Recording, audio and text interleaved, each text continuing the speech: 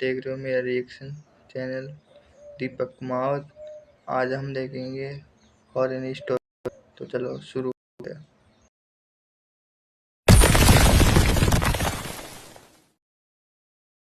देर रात में उनके घर का रेडियो फुल वॉल्यूम पर बजने लगा। जैक नींद से गुस्से में उठा। हॉरर स्टोरी तो बहुत उसे लगा कि खतरनाक शायद उसकी बेटियां कुछ शैतानी कर रही हैं। लेकिन जब वो ड्राइंग रूम में गया तो उसने देखा कि वो रेडियो अपने आप बज रहा था, क्योंकि उसका तार प्लग्ड इन था ही नहीं। ये घर में कई बार होने लगा।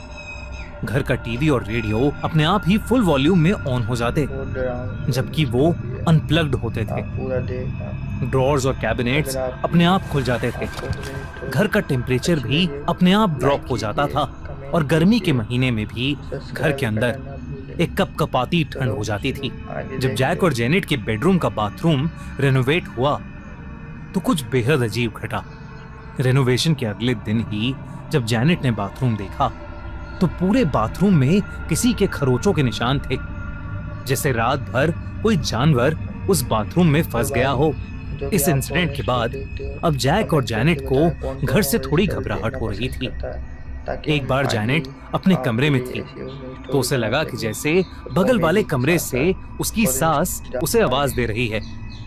जब वो वहां पहुंची तो उसकी सास ने कहा कि उन्होंने उसे कोई आवाज दी ही नहीं। तब से परिवार के लोगों को अक्सर ऐसा लगता था कि जैसे कोई उन्हें पुकार रहा है, पर उन्हें कभी कोई दिखता नहीं था।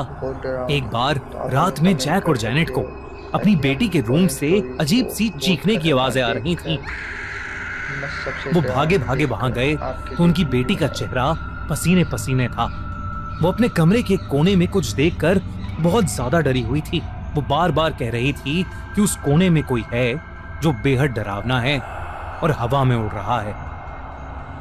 पर जैक और जेनेट को वहां कुछ नहीं दिख रहा था।